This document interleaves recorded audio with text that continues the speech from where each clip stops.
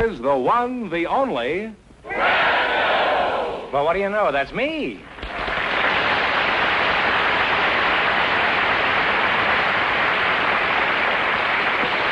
Well, here I am again with $2,500 for one of our couples. And if any of them say the secret word... The secret word, boys, will fly down and pay him $100. The word tonight is door. George Fenneman, who's supposed to try for the $2,500? Well, just before we went on the air, we asked if there were any young single people present tonight. And our studio audience selected Miss Nina Kramer, Mr. Clarence Allen. And here they are. Folks, come on in here and meet Groucho Marx. Well, welcome for the DeSoto Plymouth dealers. And you say the secret word, you'll divide $100. It's a common word, something you'll find around the house. You're both single, eh? And would like to get married someday. Miss Nina, is that the way you pronounce it? Nina? Mm-hmm. Oh, I used to know a tenor named Nina.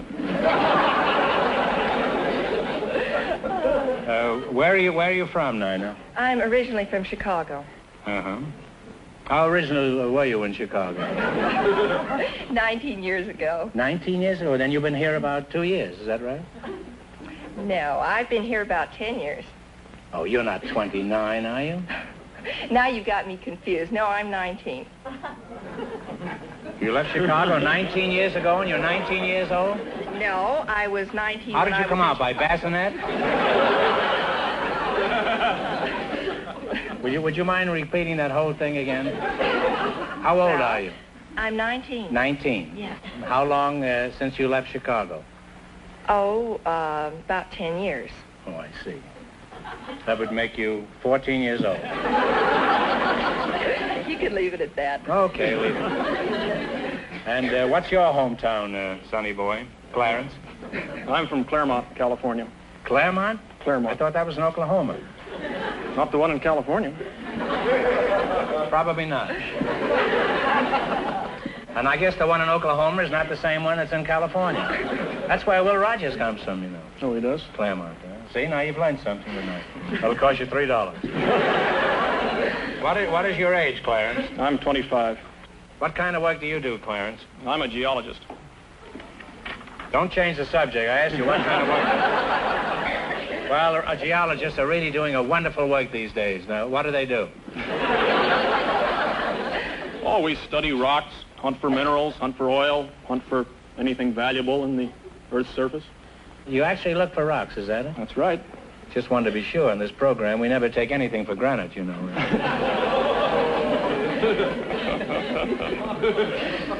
Stop groaning. It's free, you know this. Nobody forced you to come down here tonight. I could have used all your tickets tonight. Now, as a mining engineer, what would you say is the most valuable mineral? I'd say coal. You would, huh? I'd hate to bring a girl a wedding ring made out of coal. How about uranium? Do you ever look for that? Oh, yes, we look for uranium, although it's scarce enough around here, so normally it's only when we're looking for some other mineral as well. You mean if you want to find uranium, you have to look for something else? Well, that's what we do, yes. That's kind of ridiculous. Why don't you start out looking for uranium? And then maybe you'd find coal. Now, Clarence, you're a nice guy, and I like you, and I want to see you and Nina well provided for in your married life. I'll tell you what you do. You give me $1, and I'll tell you where you can find uranium. Okay? No. I know where I can find uranium myself. Oh, you do, huh? I do, too, in the dictionary, and that's an old gag. What sort of work do you do? I'm a librarian. A librarian? Really? Is that so? I didn't realize librarians came this young. Oh, well, there are lots of young girls in libraries. Aren't you unusual? What's that? There are lots of young girls in libraries. Oh, is that so? I guess I'll have to start reading again. I used to belong to the Crook of the Month. Is that... Now, what library do you work for? The Beverly Hills Public Library. Really? I live in Beverly Hills. I don't think I've been there. Where is it located? Well, it's in the City Hall, right next to the police station. Well, I've been there, all right. On the other hand, maybe it was the library. As I recall, they booked me at the time. Now, let's see how well you work together as a team. Now, in just 1 minute, you're going to play You Bet Your Life for a chance at $2,500. But first, there's something I want you to pay close attention to. It'll prove invaluable in your marriage. $20. You selected animals and nursery rhymes. Here's your first question. How much will you bet? 18. 18. Sounds good. 18. All right. What kind of a pet did old Mother Hubbard have? A dog. A dog is correct. Well, you're on your way. You have $38. Remember, you're going for $2,500 tonight. Now, how much of the 38 are you going to bet on this one? 5. 36. 36. What ran after the farmer's wife? 3 blind mice. 3 blind mice. That's right. I should say you are doing mighty well. You have $74. $74. Here's your third question. How much you going to go for? 70. 73. 73. What did Bo Peep tend? Sheep. Sheep is right. Sheep at half the price. Sheep at half the price. I guess there's nothing there. You have $147. Here's your last chance to beat the other couples. How much you going to bet? 147. How does that All sound? right. How much have they got? 147 is getting the whole thing, huh? Okay, whole thing. Okay. What did Tom the Piper's son swipe? Pig. The pig is right. And you two wind up with a grand total of $294.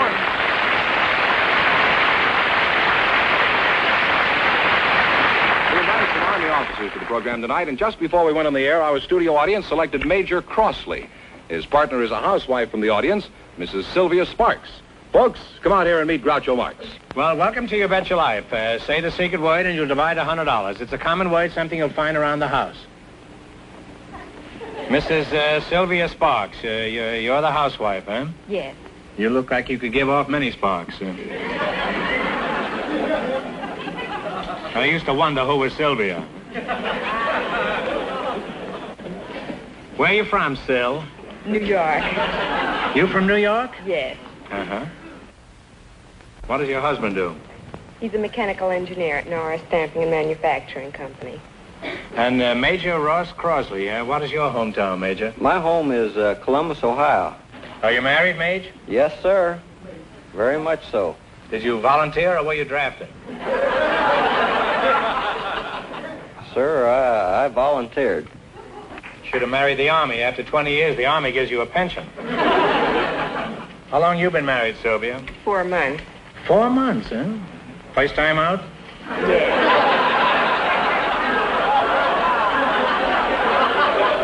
That's what they say at the racetrack. It's good enough for me, huh? Been married 4 months, huh? Now, how long you been married, Major? I notice you have some decorations on. Is that from the marriage? No, I've been married. Distinguished service at home in the kitchen? No. Groucho, I've been married for 13 years. Now, which branch of the service are you in? I'm in the Quartermaster Corps. Now, what do you do as a quartermaster? Well, we supervise the procurement of perishable foods for the armed forces. Well, like what, for example? Well, what kind like of supplies do you purchase? Meats and dairy products and fresh fruits and vegetables, eggs, butter.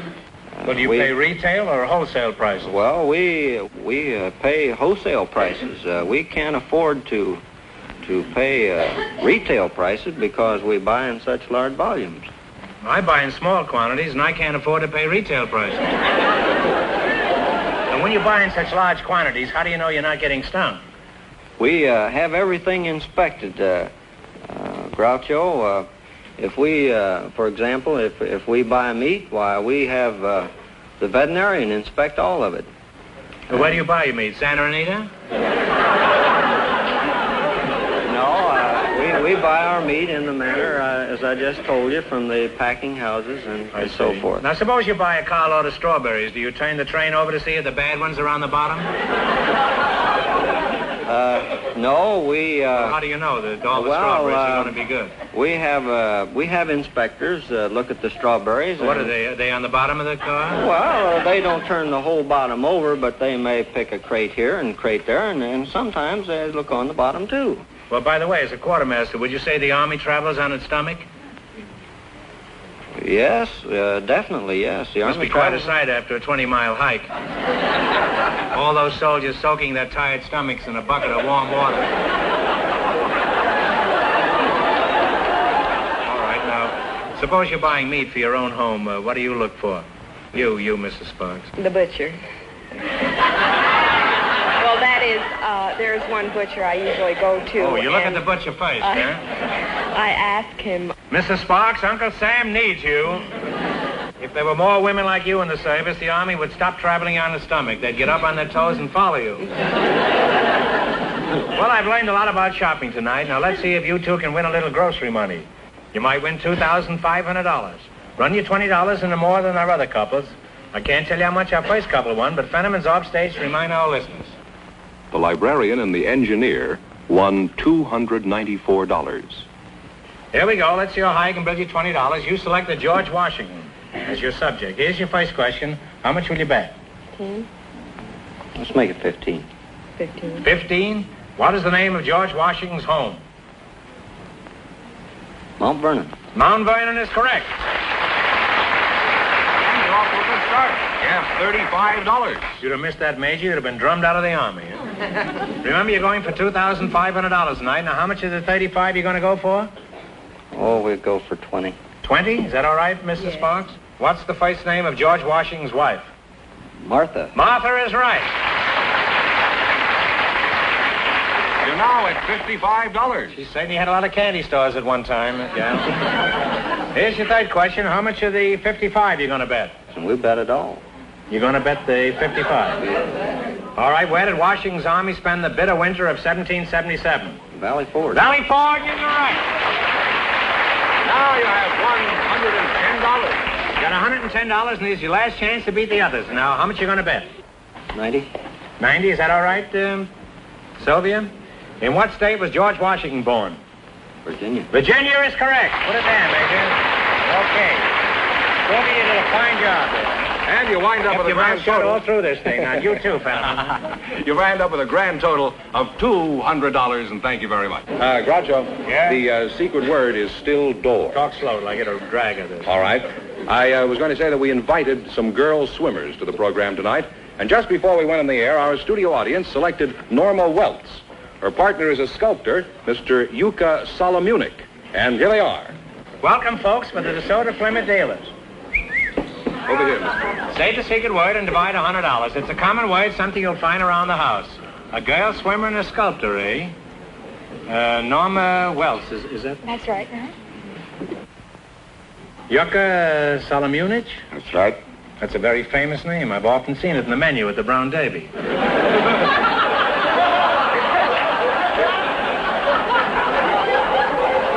You're some kind of an hors d'oeuvre, aren't you? No, I'm a sculptor. A sculptor, huh? Oh. That's quite a jump from hors d'oeuvres, huh? How did you ever get a name like Yuka Solomunik? Just like you did. My parents give it to me. As far as I know, your parents didn't even know me. Now, what does your name mean in the Brown Derby? It means salt of Munich. It means what? Salt of Munich. Salt of Munich? That's right. Oh. Now, where are you from, Mr. Solomunik? I was born in Yugoslavia. Why did you come to California? My doctor advised me to get rid of my sinus trouble I have. And did you get rid of your sinus? It gets worse than ever.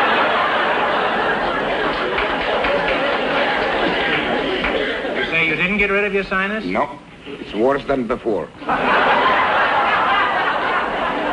in that case, it's a good thing you came to California. At least you did get rid of your doctor.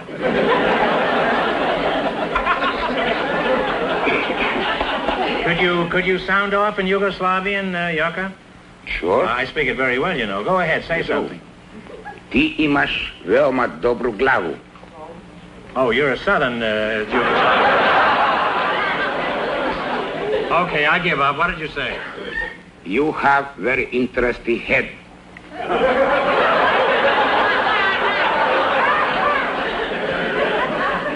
It's really nothing. As a matter of fact, it is nothing. I've seen better heads on a glass of beer.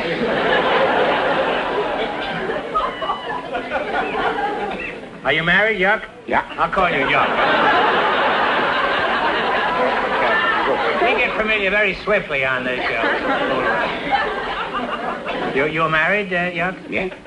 How'd you meet your wife? Well, she used to come to my classes where I used to lecture in the sculpturing, on sculpturing. Oh, you were a lecturer? Lecturing. Oh, a lecturer. Teaching. Oh, I don't hear very well. I don't either.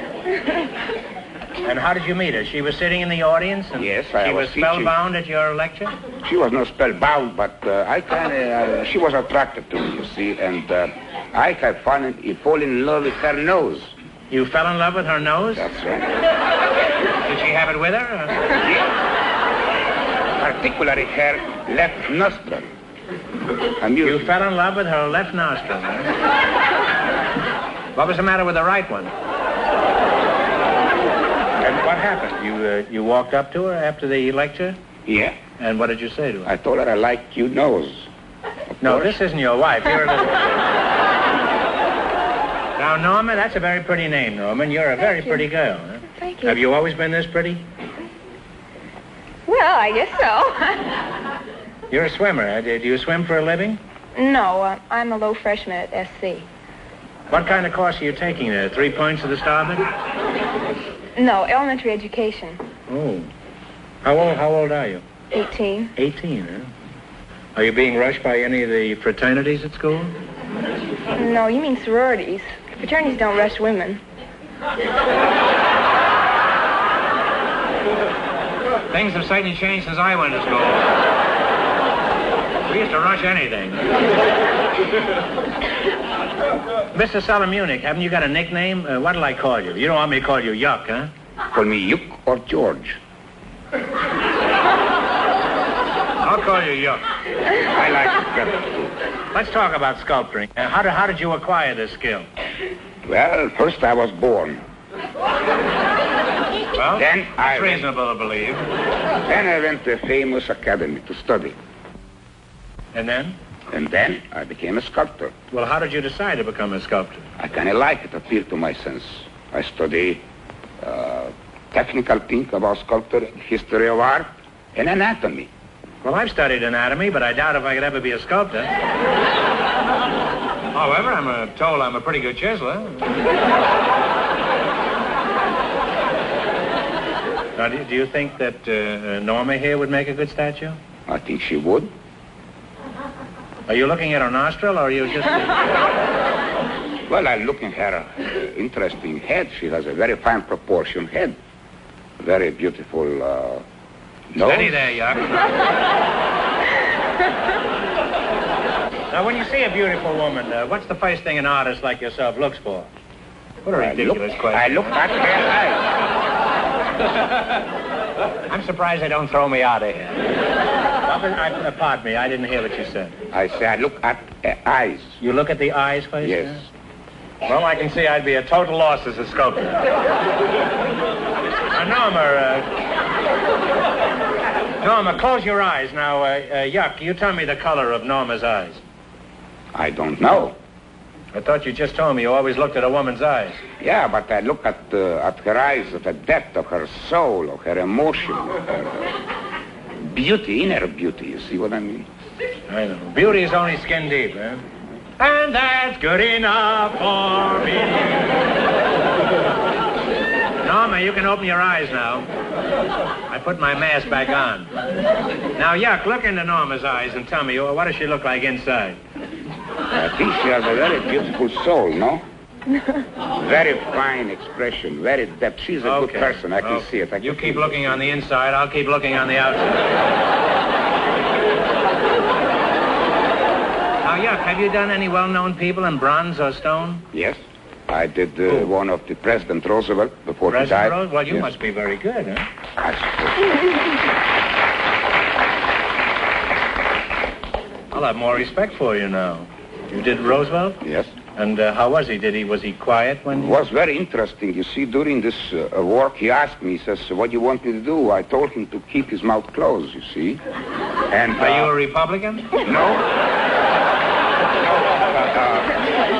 The next day, the newspaper misinterpreted my story, and they told him I told him to keep his mouth shut.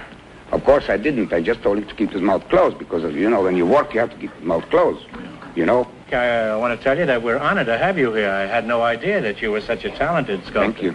I thought you were one of those cheap guys that stood on Atlantic City on the beach or something. Now, Norma, what is your specialty as a swimmer? Backstroke. The backstroke? Could you give us an example of the backstroke? Right here. Well, why not? I haven't got any water. Wait a minute.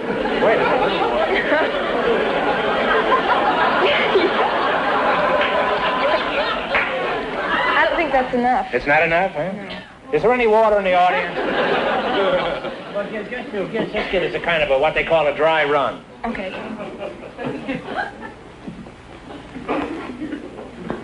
Like that. It's easy. The swim. And that's all you do? That's all you do, and kick your feet. Don't you do? Huh? Kick your feet. Well, do it and kick your feet at the same time. Well, thanks to you two, I know all about swimming and sculpting, and if I ever decide to have my statue carved, I'll go jump in the lake. Well, let's see how well you make out in the quiz. You run your $20 and the more than our other couples, and you'll get a chance at the $2,500 question. Now, I can't tell you how much our other couples won, but George Spenniman is off stage to remind our listeners. The librarian and the engineer are still ahead with $294. Here we go. Let's see how high I can build you $20. You selected international landmarks. Here's your first question. How much of the 20 are you going to risk? $15, yeah. 15? In what country do you find the pyramids? In Egypt. Egypt is right.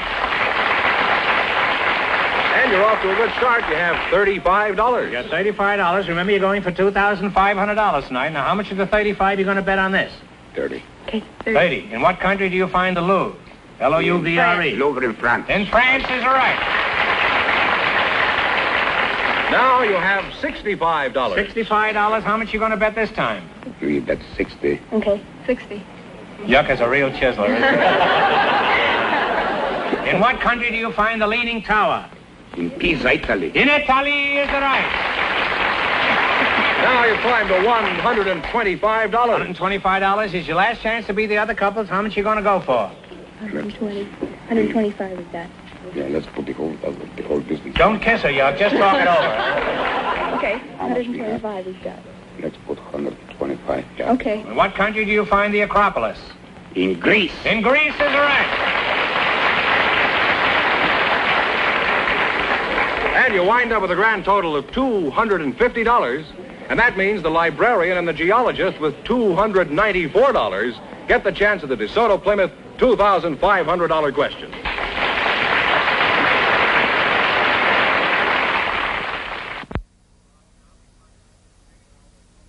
All right, now we find out you've been hanging around these books all these years. We find out if you really know anything.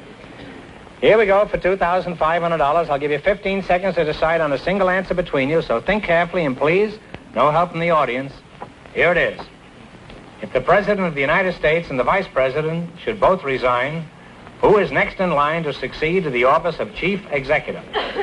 The Secretary of State. Is the case of Secretary of State or the Chief Justice? I think One answer between you. Talk it over. Talk it over. I'll say Secretary of State. We want one answer between you. All right, what is the answer you two have decided upon? We'll say the Secretary of State. No, I'm sorry. According to law passed in 1947, the Speaker of the House of Representatives. So that means the big question next week will be worth $3,000. Well, you lost the big money, but you won how much? $294. $294 in the quiz. Congratulations, and thanks to both of you and to all of our contestants on the show tonight.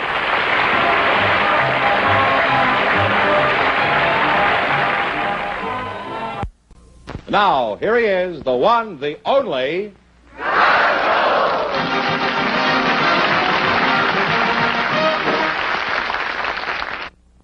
The same $1,000 we had last week. For the first time in 9 years, we had somebody up here who talked more than I did. And we ran out of time. And, George, you tell them what we decided to do. Well, last week, Mrs. Not last week. That's how I feel. Last week, Mrs. That's Donald Meek. Last week, Mrs. Esther Bradley and her partner, Joe Egbert, used up all our time.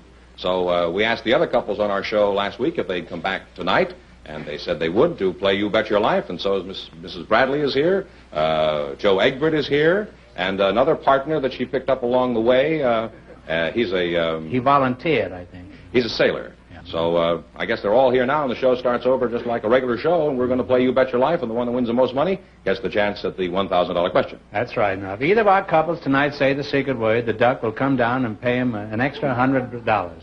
And the word tonight is door. All right, George, let's go now. Mrs. Helen Swartz, Mr. Isaac Cashton are first, Groucho. So, folks, you come in, please, and meet Groucho Marx. Say the secret word, and you'll split $100. It's a common word, something you'll find around the house. Mr. Isaac Cashton and Mrs. Helen Schwartz. Mrs. Schwartz, may I call you Helen? Yes, Mr. Marx, you may, but everybody calls me Mama. Well, if everybody calls you Mama, I don't want to be with the riffraff. I'll call you Mrs. Schwartz. Where are you from, Mrs. Schwartz? Paraguay? Sooner or later, No. Somebody's bound to be from Paraguay on this. I'm from Hungary. Uruguay? What? Hungary, Lushans. Oh, I'm from Hungary, too, but where are you from? Hungary, Lushans. Hungry Lotions? Lushans is the name of the city. Oh, a city. I thought it was something you got at the delicatessen, huh? What do you remember about this obscure village? Not much. I was about 6 years old when I left there. Oh, that's about 35 years ago, huh? Yes. How did you meet your husband, Helen? I assume you have one. Yes, I do. I met him at a dance, Mr. Marx. Kazatsky? No, Chardash. Oh. I thought that was something you get in a delicatessen. What's a Chardash? It's a Hungarian dance. Could you give us a sample of it? Surely, but not alone. I couldn't. Would you? Oh, sure. Yeah. I have no idea how you do this, but I'm certainly willing to try. What do you do? Could you give us a Chardash over there, Judge?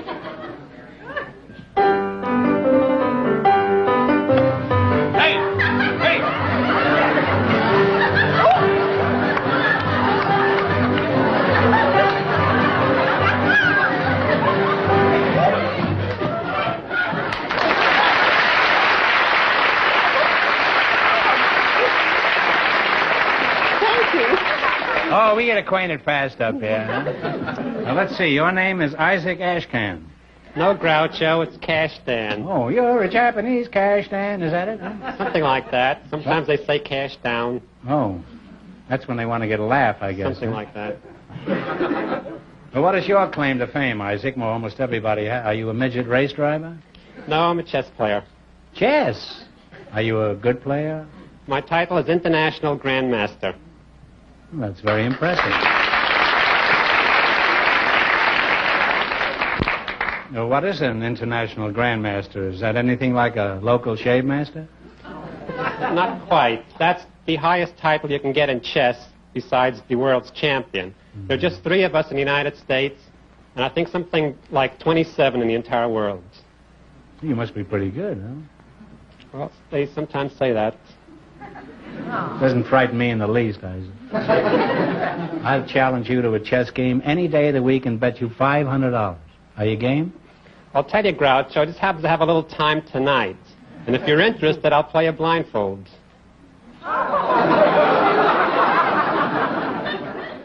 Why do you want to blindfold yourself? Don't you want to look at me? Well, I think I can play the game just about as well. You really think you could beat me blindfolded?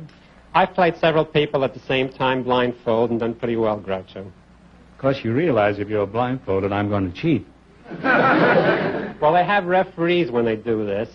And if I have any choice in the referee, I'll make sure he watches you as carefully as he does me. It's pretty hard to cheat in chess because there are very standard international rules. And if you follow the rules, this is one game where you really can't cheat. If I can't cheat, forget it. $500. The only fun I have playing any game is cheating. Chess is a little over my head. Well, actually, my chess is below my head, but could you give me a sample play? I mean, a simple one that Mrs. Schwartz and I would understand? Well, I'll give you a game of chess, which I think is fairly simple. White starts, plays pawn to king 4. and black plays pawn to king 4. And white goes bishop to bishop 4, and black makes the same reply. And white goes queen to rook 5. Black's answer is king knight to bishop 3. And white plays queen takes pawn, checkmate, the game is over. And who has the $500? Mrs. Schwartz, will you give him $500 for me? Well, I've heard you have to be a mathematical genius to be a good chess player. Is this true, or could a fellow like me take it up? Well, you don't have to be a mathematical genius or a wizard of any kind. You can be illiterate, uneducated, and still play a pretty good game of chess. Isaac, you've described me to a T.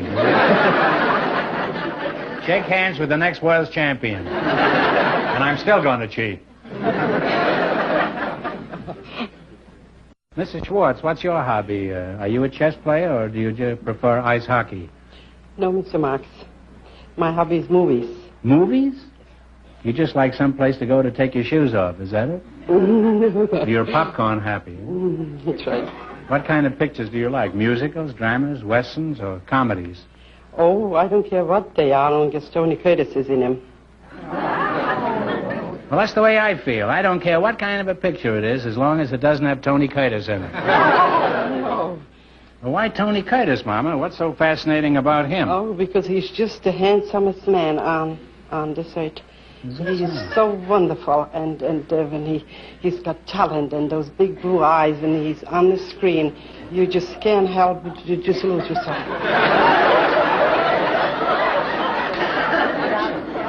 Aren't you a little old to be a Bobby Soxer?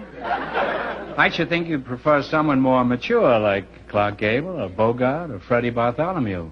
Why Tony Curtis? Because I'm his mother. Really?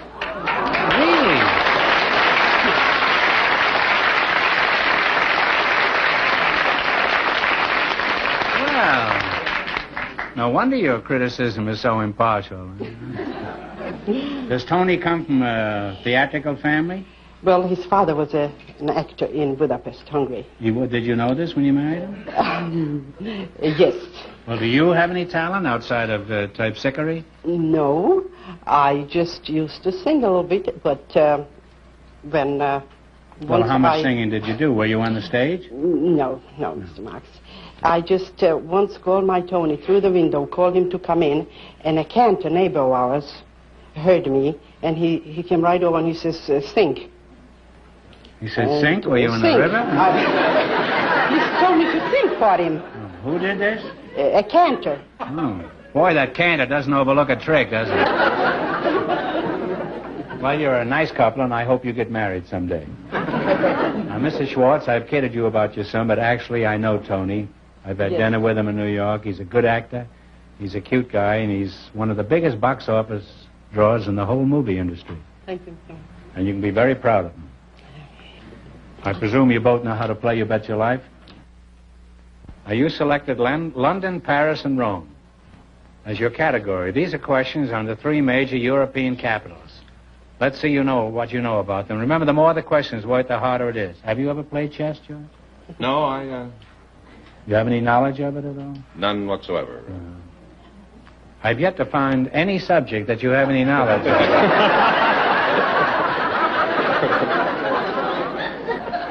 All right, now, what do you want to start with? 10, 20, 50 to 100? Oh, the hundreds? The small sums are obviously easier than the big ones. 100. 100.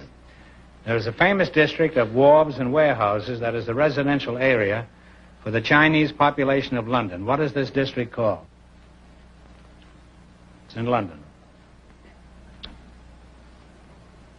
I believe it's the East End, Groucho. No, it was a famous song written about it. It's Limehouse. Well, you lost half your 100. You still have $50. Now what are you going to go for? So try for the 90. 90? All right, Paris has 2 chief airports. One is Orly, O-R-L-Y. What is the name of the other one?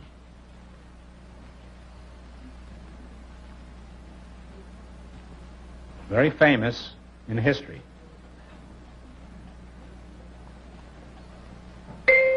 Sorry. It's Le Bourget. It's where Lindbergh landed. That's right. You now have $25. Oh, well, this is just awful for a chess champion. You want to go for 80? Shall we try? Let's try. 80, all right. What is the name of the building formerly used as a place of imprisonment that now houses the crown jewels of England? It's the Tower of London. That's right, the Tower of London. $105. Now 70? I guess we'll try for 70. It's your last chance to beat the other couples. On how many hills was Rome originally built? And I want the exact number. 7 hills. 7? You must be an old dice shooter. 7 is right. Wind up with $175.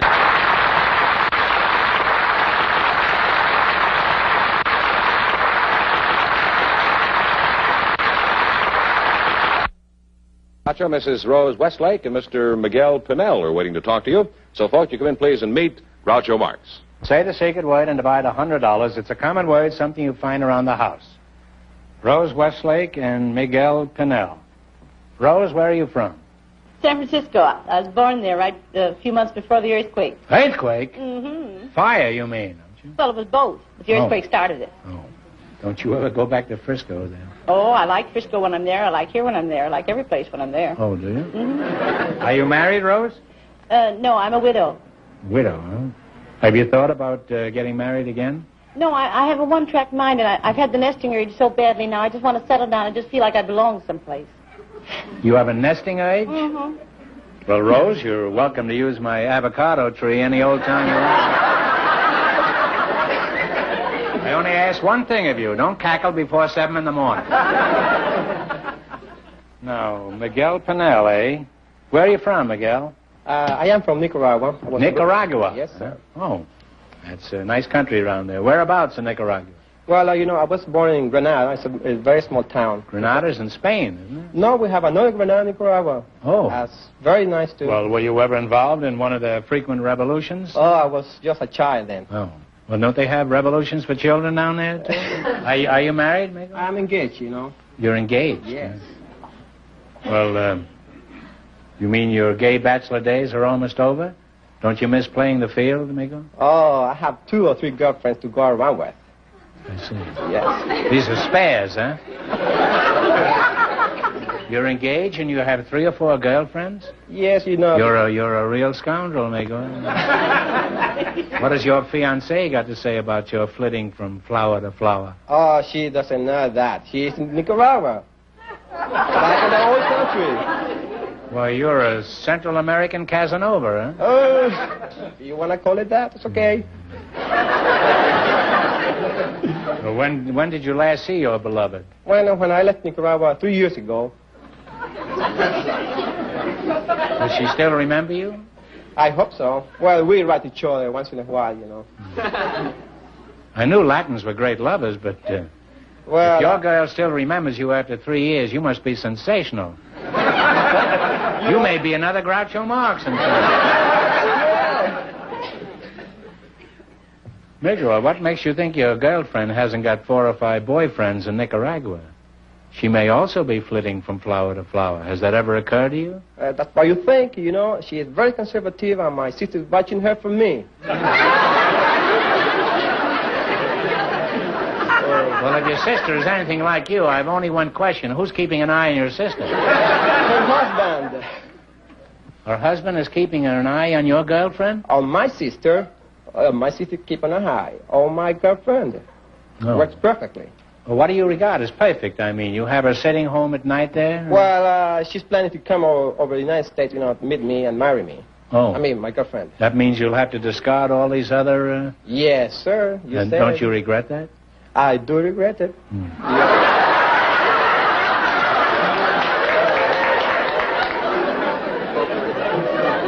Why don't you write to your sister and prevail upon your girlfriend to remain in Nicaragua? No, because I have to get married someday, so better sooner than later. Don't you think so? Well, you're kind of conditioned to this now, huh? That's it. You said. Well, where do you work, Romeo? I mean, Miguel. Romeo works at Camp Hardware and Company. You work for a hardware company? Yes, sir. Well, do you have any outside interests, hobbies, or anything? Oh, yes. Well, I would like to be an actor, and taking lessons now. What have you learned about acting? Well, we have had some basics, very simple things that are very important for acting. Basic? Yeah, like sitting, how to stand right, you know, things like that. You had to learn the right and the wrong way to sit down? Yeah, both. So you can see the difference. Could you show us how you sit down? Well, I would like to try I'll give if it you... to George. No, I got a chair. George, bring out a chair. I've never seen a Central American sit down. I'd like to see it. You will see it. Now you sit in a chair. I may have been doing it all wrong all these years. Well, it's kind of too close, you know. I'm going to go over there and then back and sit down. Okay, well, you go over there, but come back again, huh? Oh, I will, for sure. Now, you show us the correct way to sit down. Yes, you know, you come over here, sit down. Then, you know, you can use your hands naturally. Mm-hmm. And there you are. That's pretty good. You know, that's the correct way. Now show us the incorrect way. Oh, the incorrect way can be done too many different ways, you know. You can come over here, sit down, like that.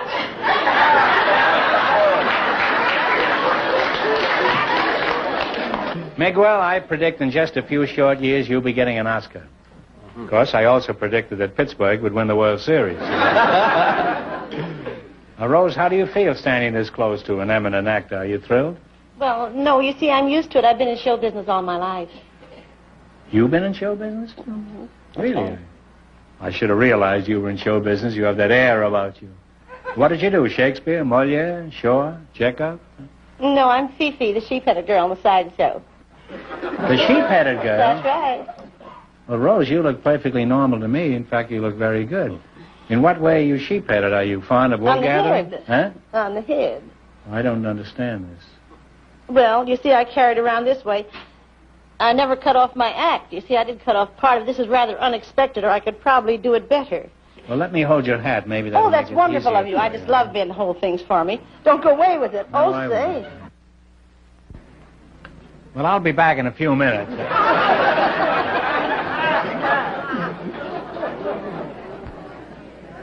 Has she gone yet? Oh. Oh, that's very interesting. When I was about 3 or 4 years old, my hair just started getting funny, and everybody said, oh, the little girl looks like a sheep, and all that sort of thing. So there's only 2 things to do. If you have something that's odd, you either conceal it or you reveal it. So I decided to cash in on it. Fate handed me a lemon. I made lemonade out of it, so I just turned myself into Fifi.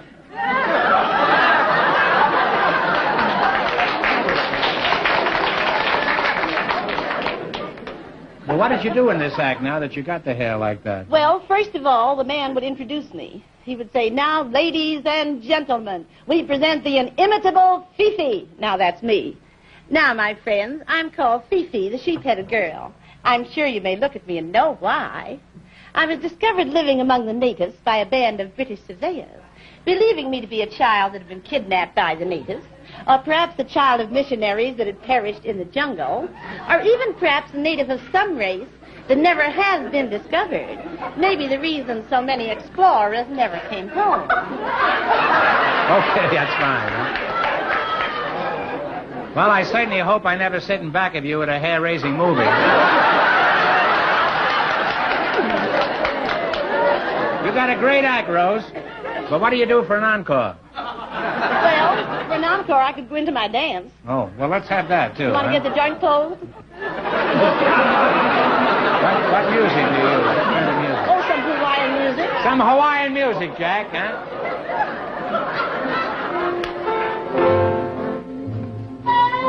Get in the act now, Michael.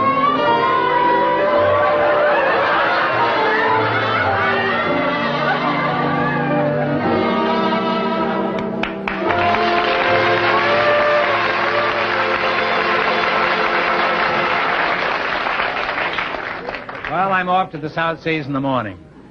Well, you're certainly a couple of odd fellas, and I'd like to go on talking to you two. I'd like to go on talking to you two, but the odd fellas are meeting tonight, so let's play You Bet Your Life. You both know how to play the game? Well, I've played some games. I don't know about this one. Well,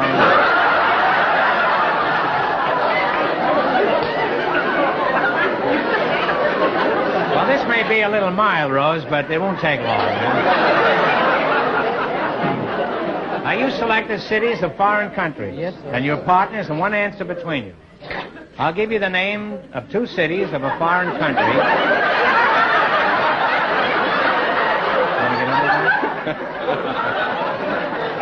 I'll give you the names of 2 cities of a foreign country, and you tell me the name of the country. And remember, the more the question is worth, the harder it is. Now, what do you want to start with? 10, 20, 30, up to 100? About 50. 50? 50, yes. All right, here are the cities. Valparaiso and Santiago. What is the country? Chile. Chile is right. We now have $150. 75. Now, 70 or 80? 80, make it. 80? Mm-hmm. Here are the cities. Calgary and Windsor. What is the country? Say again, please. Calgary and Windsor. Canada. Canada is correct.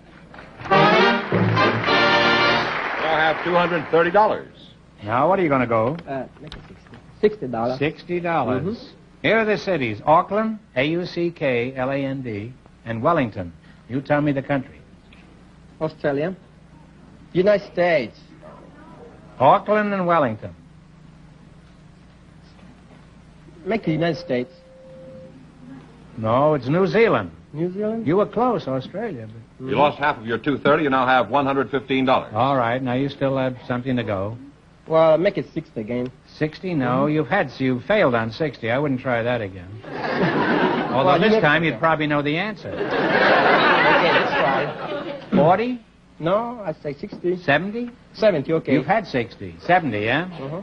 Here are the cities. Bonn and Cologne. B-O-N-N and Cologne. Now, you tell me the country. Germany. Germany is right. Don't go any further. Huh? And you wind up with $185. Well,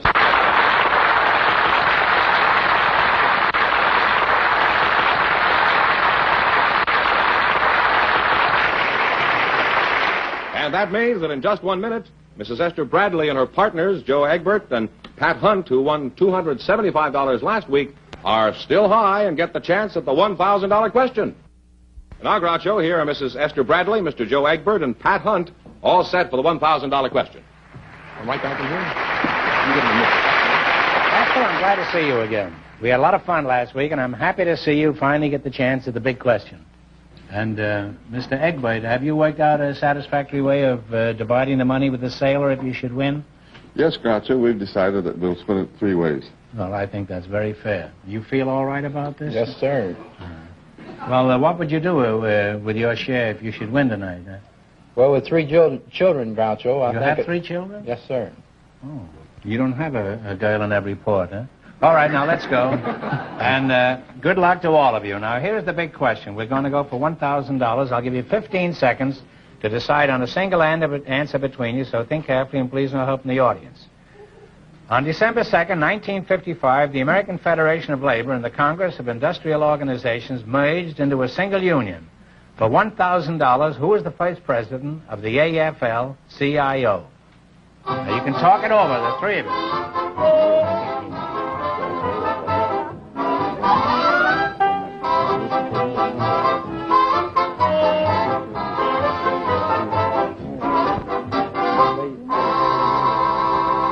All right, what is the answer you 3 have decided upon? Pardon, was that the president of this current union? Yes, it's the president of the current union. What'd you say before? Sounded better. No. It's the president right at the present time. Yeah, well, what is it? Who is it? George Meany. George Meany is right.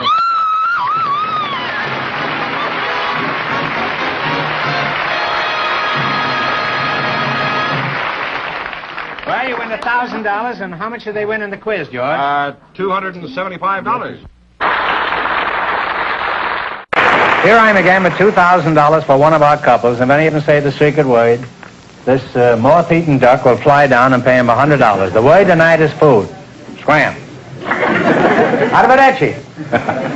George, proceed. Well, Groucho, we have a couple of young single people for you tonight, and their names are Miss Barbara Schmidt and Mr. Mario DeRay. So would you come in, please, folks, and meet Groucho Marx. Welcome for the DeSoto Plymouth Eagle. Say the secret word and you'll divide $100. It's a common word, something you find around the house. Barbara Schmidt and Mario Do-Re-Mi, A. Which one is Barbara? Oh, I am. That's your Barbara. That's about the silliest question I guess I've ever asked on this show. How old are you, Barbara? I'm 18. 18, huh? A lovely age for a girl. In fact, it's a lovely age for a woman of 40. You're not married, are you, Barbara? No, I'm not. You're not. Are you engaged? No. Completely free agent? I'm completely unattached. Is that so? You mean your zipper's broken? Well, something's holding you together, and I wish it was me. Where are you from originally? Heaven? Originally, I'm from Albany, New York. Albany, yeah? Yes. And now I live in Pasadena. Oh. Well, tell me, do you go to school, or do you have a job, or are you self-sustaining or self-supporting, or what? No, I go to school. I go to UCLA, and I'm majoring in English. Oh. Oh, that's pretty good. Do you speak it at all? Well, why did you come to California to learn English? Don't they speak English in Albany? Yes, well, I prefer the climate here in California. Oh. Mario, is that your name? Mario, yeah. Mario. You're not Mario Lanza, are you? No, I'm Mario Duray. Are you related to Mario Lanza? No, but Al Duray is my brother. He's related to Mario Lanza? No, he's my brother. Your brother is Aldo Ray? Yeah. Well, congratulations. You're very lucky.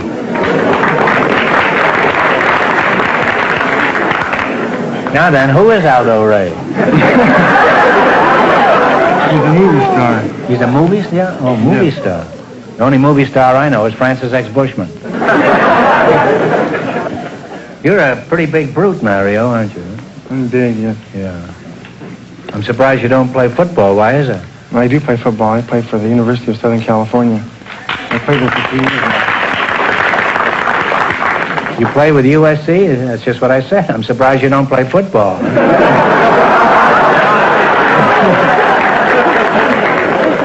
You hate USC, Bob? I don't hate it. No. But I'm for UCLA. So am I. No, only in the last 5 minutes. Up to now, I was a fan of Rutgers. Now, Barbara, I imagine life must be interesting for a pretty girl in college. I've never been a pretty girl in college, but I'm only guessing. Now, I wasn't even a pretty girl in high school. Does anything exciting ever happen to you, Barbara? The most exciting thing that ever happened to me was I was chosen the 1954 Rose Queen, Pasadena. Oh, you were Queen of the Roses, huh?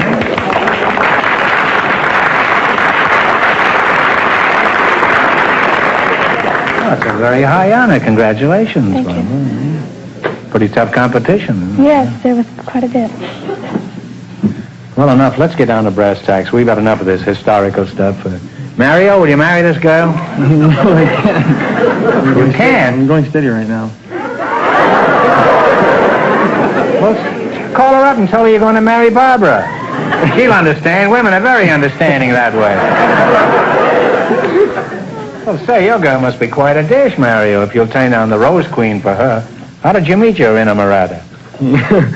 Well, I met her about 2 years ago at a dance, and I liked her, so a couple of weeks later I asked her out, and that's it. We've been going out ever since. If you were so crazy about it, why did you wait 2 weeks? Were you saving up a dime for the phone? I was busy doing other things. Other things? My boy, take it from an old hand in these matters. There are no other things.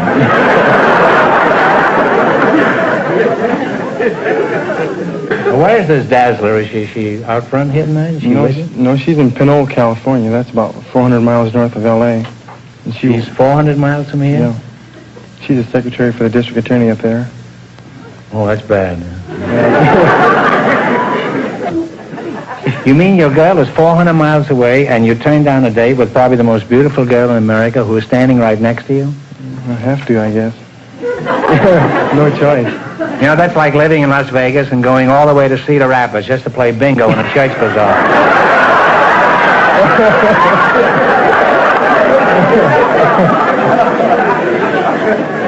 Well, you're an attractive couple, and Mario, if you're smart, you'll marry this girl as soon as she can support you. I forgot to ask you one question. Do you have a fella? No. Or did I ask you? No, Why you not? Well, I have many fellows. Oh. Oh, I see. All right, let's play you bet your life. I had a fellow wanted to meet you. It was me. You both know the rules of this swindle? This game? You selected the musical category. These are all top tunes of the last 20 years. And Fenneman, just keep looking right here. Huh? Okay, now what do you want to start with? 10, 20, all the way to 100. 50? 70, I think it's 70. 70? 70. Okay, this song is from the score of the musical Knickerbocker Holiday. Now, you give me the title.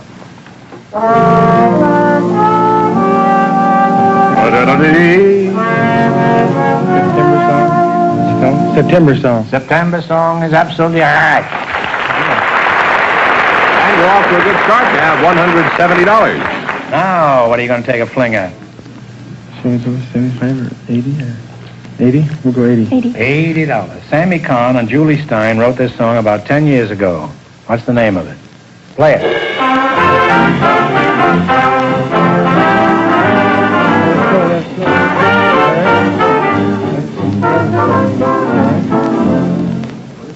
Let it snow, let it snow. That's right. Let it snow is right. Now have $250. What are you going to go for now? 90. We'll go for 90. 90. This song was a big hit a few years ago. Let's see if you can identify it.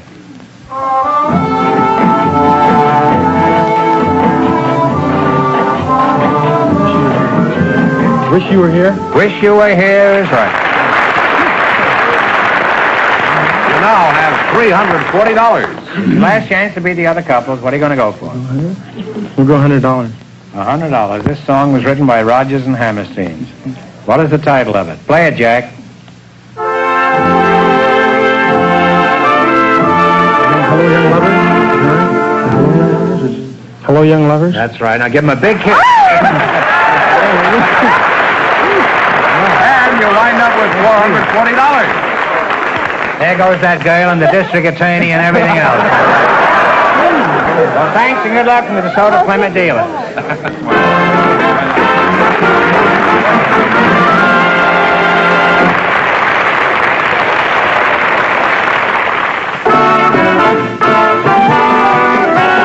Groucho sent me to see the new DeSoto. Groucho sent us and we want to drive this car. Oh, what a thrill you're going to feel when you're behind the wheel.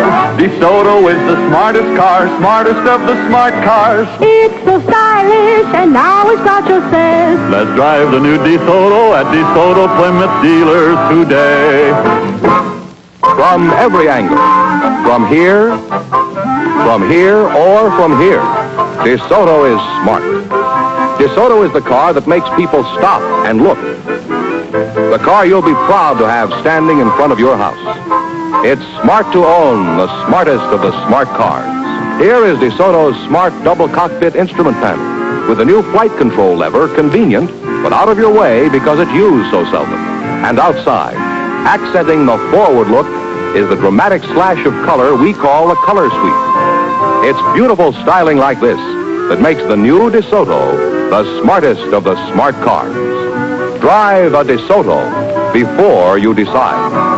Go drive the new DeSoto at DeSoto Plymouth dealers today.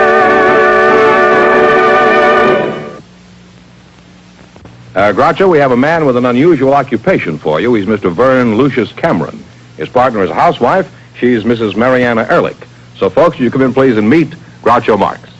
Welcome to You Bet Your Life. Say the secret word and divide $100. It's a common word, something you find around the house. Mrs. Mariana Ehrlich and Mr. Vern Lucius Cameron. A couple of pretty fancy monikers there. Mariana, where are you from? I am originally from Czechoslovakia, and I came over friends in Portugal to the United States. You came with a friend from Portugal to the United States? I came with my best friend, my husband. Your best friend is your husband? Uh-huh. Well, that may be true in Czechoslovakia, but... Whereabouts behind the Iron Curtain did you come from? Prague, Czechoslovakia. Prague, huh? You were poor but Prague at the time, huh? Could you give us some idea of your age, Mariana? I'd rather skip that question. You'd rather skip it? Well, skip around here and then get us your age. I heard once Luella Parsons said that a girl who tells her age is liable to tell anything. Well, I expect to worm many other things out of you before we're through. You're Jules Vern Lucius Cameron. I was named after Jules Verne. Is that right? Yes, and you're he was named first, and I was named after. Yeah, that's a good thing. Where are you from, Vern? I was born in Sioux City, Iowa. And Oh, that's where all the lawyers come from, isn't it? Is it? I didn't know that. Well, the Sioux City, I imagine that's where. Oh, I see. Well, I spent 3 years in Iowa, 3 years in Kansas, and then spent most of my boyhood in Oklahoma. What sort of work do you do? Groucho, I'm a hydrologist. You mean you eat only vegetables? What is A hydrologist is a man who locates, or a woman who locates underground liquids, oil or water. You mean like a bootlegger? Yes, if they're underground. Well, how do you go about finding water? Well, I have instruments that I developed over a period of 32 years of locating wells. Well, what makes this thing work? It takes on a charge from the electrical aura around the body, and this positive charge causes it to become attracted to the negative charge coming up by reflection from underground water. Well, you lost me quite some time ago. Well, have you ever found any wells for people? Yes, sir. I've located thousands of them. I don't know how many thousands. Well, how much do you charge for finding water? A cent a gallon? Well, the price ranges from $25 to $100 $100 per well, or $100 a day flat rate. $100 a day? Yes, sir. Well, you must be finding water because you're certainly soaking somebody. That's right. I'd like to go on talking to you two, but the time has come to play You Bet Your Life. In the race for the $2,000, the first couple won $440, and the secret word is food.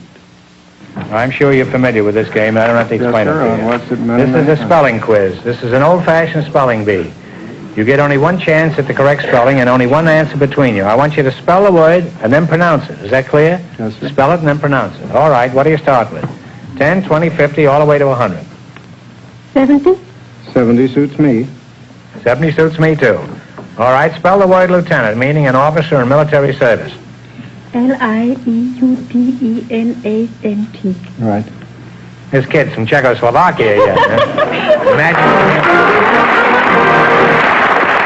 Now have $170. What are you going to go for? 80? 80 with you, okay? Fine. Sure.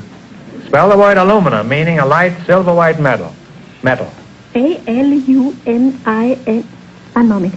Aluminum. L-A-L-U-M-I-N-U-M. That's right. Right. You now have $250. You went to night school, huh? I did. I went to night school. And day school, I think. I know how to spell better than to pronounce. 90. Well, spell the word fictitious, meaning not real, counterfeit, not genuine. F-I-C... T-I... T-I-O-U-S. I-O-U-S. F-I-C-T-I-T-I-O-U-S. F-I-C... T-I-T-I-O-U-S. All right, now. I-O-U-S. Decide one answer between you now. What are you going to say? It's I-O-U-S, I'm sure. Are you sure? All right, then you spell it. F-I-C-T-I-T-I-O-U-S. Fictitious. That's right. That's right. You now have $340. Some illiterate in the front row is hollering you are wrong. I tried. There's your last chance to beat the other couples. What are you going to go for? 100. That's Okay all right with you? That's right. All right. Spell the word penitentiary, meaning a state or federal prison. P-E-N-I-T-I-E-N.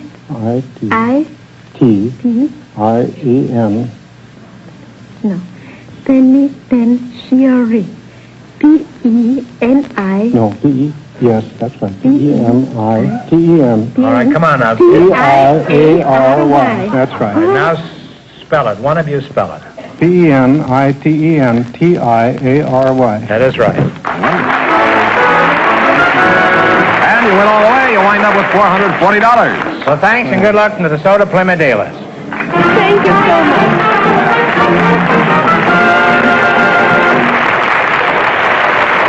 We invited some girls who worked for an aircraft plant to our factory tonight.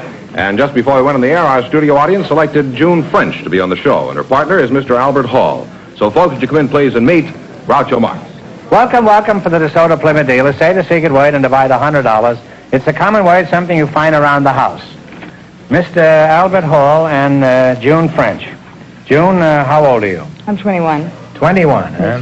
What's your hometown? Mineola, Texas. Mineola, Texas? Is there a town named Mineola? Yes, sir. Where is that near? Oh, it's about 80 miles east of Dallas. Well, how far is that from Neiman Marcus?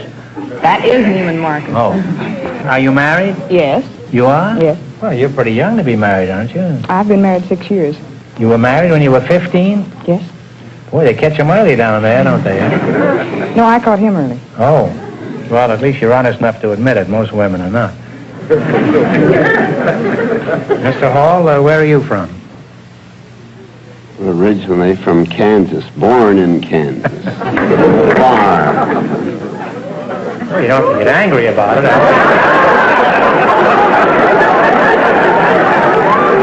Kind of tough out there. This guy's trying to hypnotize me.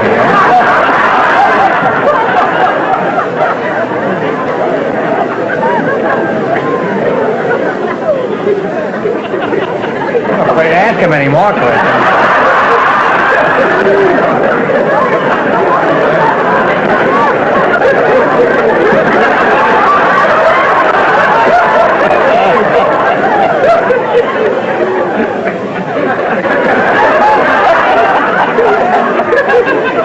Did you grow up on a farm in Kansas?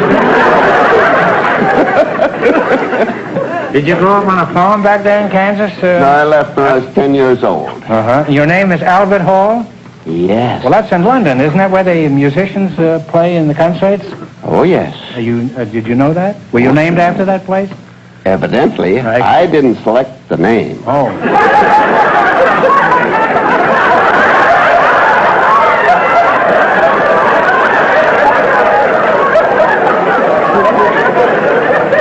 You think I had such a soft job up there, huh? The last time I come down here without my blackjack. Where did you go when you left the farm? Lincoln, Nebraska. What were you doing there? Well, I went to school there. When I quit school, I got a job on the Nebraska State Journal as a printer's devil.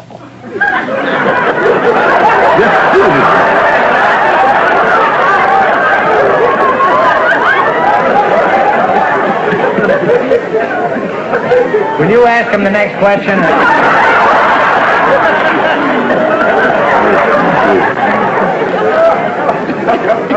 You were apprentice devil. Well, why did you get fired? Maybe you weren't the type, huh?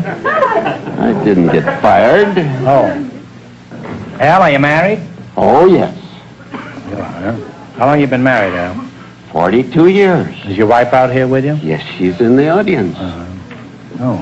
Well, what sort of work have you been doing lately? Well, I came to Seattle and I got a job on the Seattle You imagine if he doesn't win any money here, what's going to happen to me? I'm leaving long before that. You say you went to Seattle and you got a job on the paper? Seattle Times in the composing room. I see. And how long were you there? 15 years. Maybe I can out-frighten him.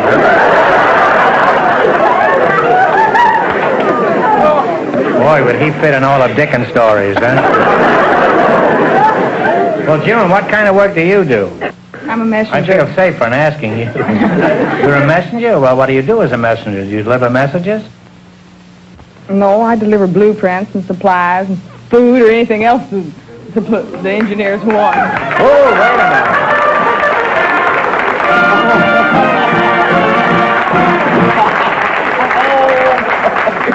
You said food, so you and Gargantua each get $50.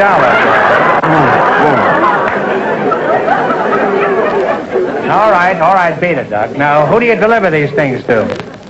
To the engineers. Uh-huh. Well, how are you dressed? Do you wear this kind of an outfit? Oh, yes. Skirts, blouses, sweaters. Uh-huh. You know, better be careful. You know, I know something about engineers. They all have plans of their own, you know. Do these engineers?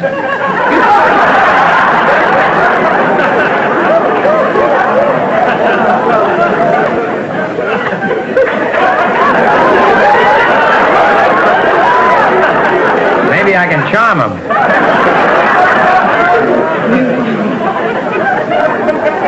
Mr. Hall, I am reluctant to do this, but let's get back to you.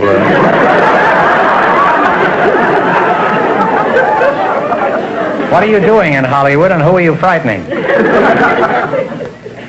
What are you doing here at present, Mr. Hall?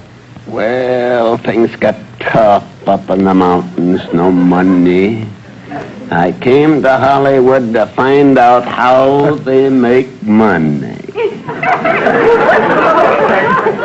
Well, how do they make money? I walk up and down Hollywood Boulevard, and I come to the conclusion that 50% of them there are on relief. And then I think the other 40% are going around to these banks and loan companies. There's 3 or 4 in every box. I think you've got something there. Now, have you decided on the type of work that you'd like to do in Hollywood? What would you like to do, Al, as long as you're out here now? You're not doing anything. Well, what you're doing there looks kind of soft.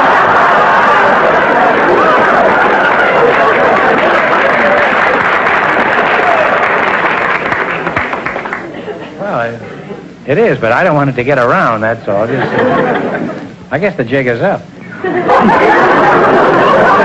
Al, the time is up for loose chatter. Now, let's play You Bet Your Life.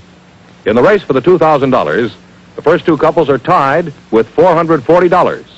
You both understand the rules of the game. Now, you select the geography. And remember, the more the question is worth, the harder it is. Whatever you say. All right. How much? She says 100. 100. Okay. What country is separated by 1,000 miles of the Republic of India? Pakistan. Pakistan is right. Well, you're off to a good start. You now have $200. Now, just so that we don't have any confusion, on the next questions, consult before you answer, because he might have said something else, and you wouldn't have won the money. All right, what are you going to go for now? $90. Now, one answer. What great river is sacred to the Hindus? It empties into the Bay of Bengal. Ganges. Ganges is right. All right, you now have $290. Hey, you're pretty lucky to have a gal like that with you. Ain't I always been lucky all my life, Groucho. I'm glad to hear that, Al. Now, what are you going to go for? 80. Yeah, that's 80. The city of Buffalo, New York, is located on which of the Great Lakes? Erie. Lake Erie is right. What happened to that talk I gave you? You now have $370. Now, what are you going to go for? This is your last chance to beat the other couple.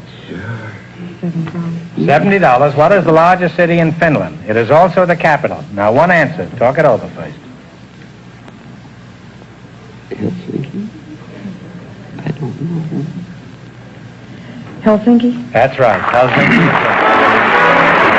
A big hit now. And you'll wind up with $440. And that means that all 3 of our couples everybody tonight... married in this show, if they're married or not. It doesn't make any difference. That means that all 3 of our couples tonight, in just 1 minute, will get the chance of the DeSoto Plymouth $2,000 question. Everybody tied.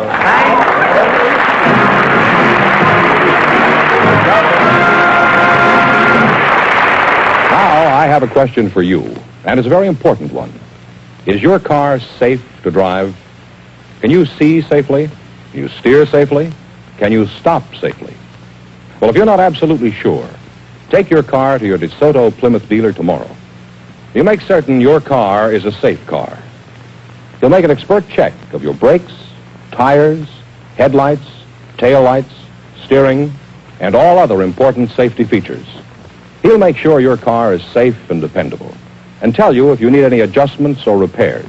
And if you do, he'll make them quickly and at a reasonable cost. His technicians are specially trained, and they use the very latest equipment and factory-approved methods. They'll make your car a safe car, from headlights that enable you to see clearly at night to taillights that enable other drivers to see you. Everything that's important to your safety will be put in tip-top condition, and it won't take long. In a short time, your DeSoto Plymouth dealer will make your car a safe car, and at a reasonable cost. No matter what make of car you drive, visit your DeSoto Plymouth dealer tomorrow. Make sure your car is a safe car. Well, Groucho, here are the three couples all tied for the DeSoto Plymouth $2,000 question. We've given them little slips of paper. They'll write down one answer between them, and if they all get it right, we'll split the money among all of them. For $2,000, what was the name of the famous English jurist whose commentaries are fundamental in any study of English law? Some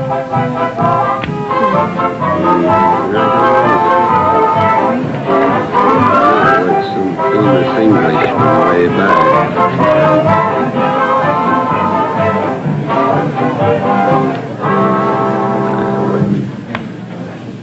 All right, what are the answers? Mr. DeRay? Barbara Schmidt and Mario Doray's answer is nothing. June French and Al Hall's answer is nothing. Mariana Ehrlich and Vane Cameron's answer is also nothing. This one has got Hoyle, but that's wrong. It's Sir William Blackstone, a very famous name in the history of jurisprudence. I'm sorry you all lost. That means the big question next week will be worth $2,500. Well, they lost the big money, but they all did pretty well in the quiz, didn't they, George? Yes, all the way. How much did they each win? Each couple won $440. Well, congratulations to all of you and to all of our contestants on the show tonight, and to both of you and to everybody else.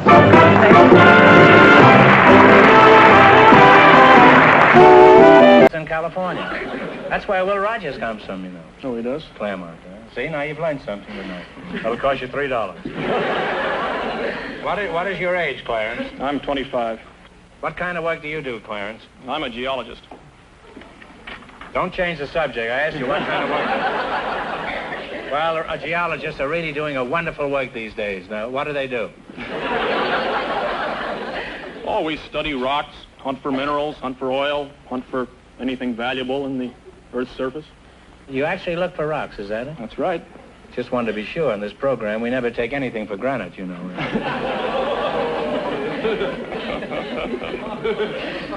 Stop groaning. It's free, you know this. Nobody forced you to come down here tonight. I could have used all your tickets tonight. Now, as a mining engineer, what would you say is the most valuable mineral? I'd say coal. You would, huh? I'd hate to bring a girl a wedding ring made out of coal. How about uranium? Do you ever look for that? Oh, yes, we look for uranium, although it's scarce enough around here, so normally it's only when we're looking for some other mineral as well. You mean if you want to find uranium, you have to look for something else? Well, that's what we do, yes. That's kind of ridiculous. Why don't you start out looking for uranium? And then maybe you'd find coal. Now, Clarence, you're a nice guy, and I like you, and I want to see you and Nina well provided for in your married life. I'll tell you what you do. You give me $1, and I'll tell you where you can find uranium. Okay? No. I know where I can find uranium myself. Oh, you do, huh? I do, too, in the dictionary, and that's an old gag. What sort of work do you do? I'm a librarian. A librarian? Really? Is that so? I didn't realize librarians came this young. Oh, well, there are lots of young girls in libraries. Aren't you unusual? What's that? There are lots of young girls in libraries. Oh, is that so? I guess I'll have to start reading again.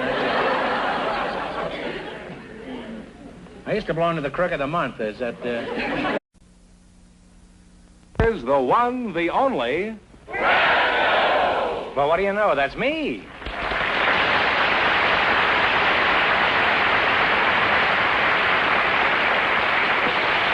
here I am again with $2,500 for one of our couples.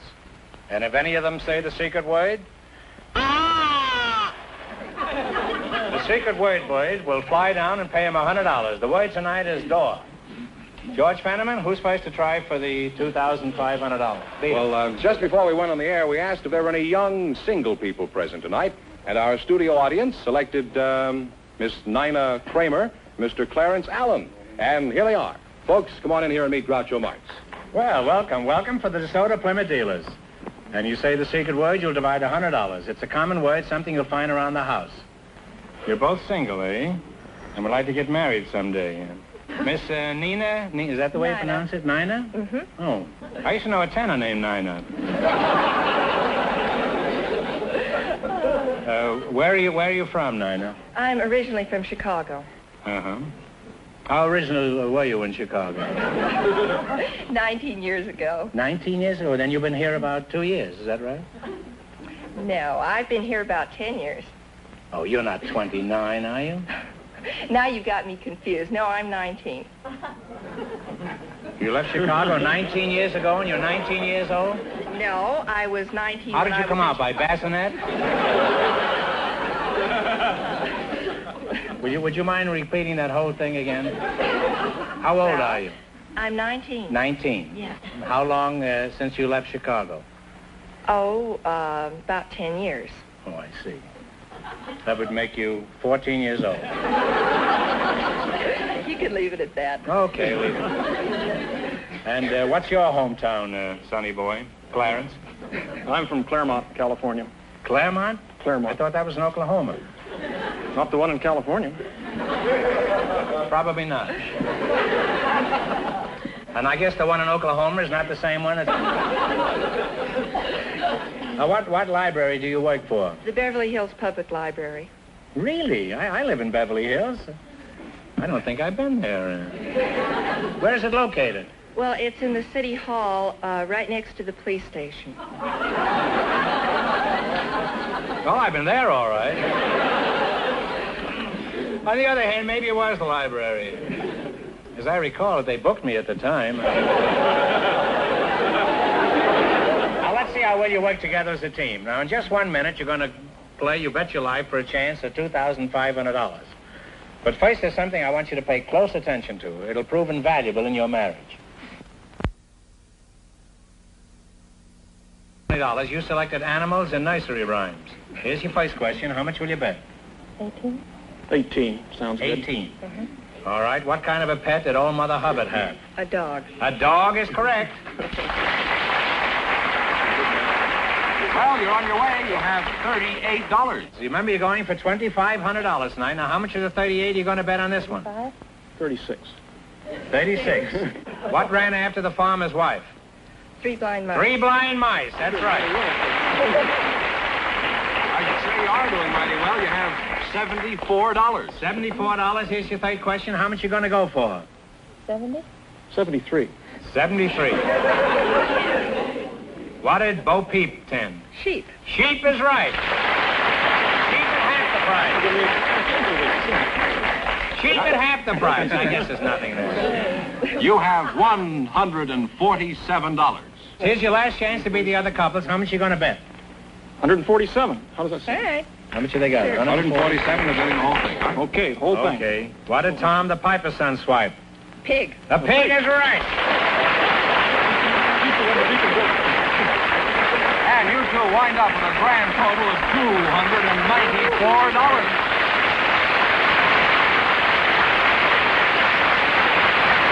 We invited some Army officers to the program tonight, and just before we went on the air, our studio audience selected Major Cross. And when you're buying such large quantities, how do you know you're not getting stung? We have everything inspected, Groucho. If we, for example, if we buy meat, why, we have the veterinarian inspect all of it. Where do you buy your meat? Santa Anita? No, we buy our meat in the manner, as I just told you, from the packing houses and so forth. Now, suppose you buy a carload of strawberries. Do you turn the train over to see if the bad ones are on the bottom? No, we... How do you know that all the strawberries are going to be good? We have inspectors look at the strawberries. What are they? Are they on the bottom of the car? Well, they don't turn the whole bottom over, but they may pick a crate here and crate there, and sometimes they look on the bottom, too. Well, by the way, as a quartermaster, would you say the Army travels on its stomach? Yes, definitely, yes. The Must Army be quite a travels... sight after a 20-mile hike. All those soldiers soaking their tired stomachs in a bucket of warm water. All right, now, suppose you're buying meat for your own home. What do you look for? You, Mrs. Sparks. The butcher. Well, that is, There's one butcher I usually go to. Oh, you look at the butcher first, huh? I ask him. Mrs. Sparks, Uncle Sam needs you. If there were more women like you in the service, the Army would stop traveling on the stomach. They'd get up on their toes and follow you. Well, I've learned a lot about shopping tonight. Now, let's see if you two can win a little grocery money. You might win $2,500. Run you $20 into more than our other couples. I can't tell you how much our first couple won, but Fenneman's offstage to remind our listeners. The librarian and the engineer won $294. Here we go. Let's see how high I can build you $20. You selected George Washington as your subject. Here's your first question. How much will you bet? 15. Let's make it 15. 15. 15? What is the name of George Washington's home? Mount Vernon. Mount Vernon is correct. You're off to a good start. Yeah. His partner is a housewife from the audience, Mrs. Sylvia Sparks. Folks, come out here and meet Groucho Marx. Well, welcome to your Bet Your Life. Say the secret word and you'll divide $100. It's a common word, something you'll find around the house. Mrs. Sylvia Sparks, you're the housewife, huh? Yes. You look like you could give off many sparks. I used to wonder who was Sylvia. Where are you from, Syl? New York. You from New York? Yes. Uh-huh. What does your husband do? He's a mechanical engineer at Norris Stamping and Manufacturing Company. And Major Ross Crosley, what is your hometown, Major? My home is Columbus, Ohio. Are you married, Maj? Yes, sir. Very much so. Did you volunteer or were you drafted? Sir, I volunteered. Should have married the Army. After 20 years, the Army gives you a pension. How long you been married, Sylvia? 4 months. 4 months, huh? First time out? Yes.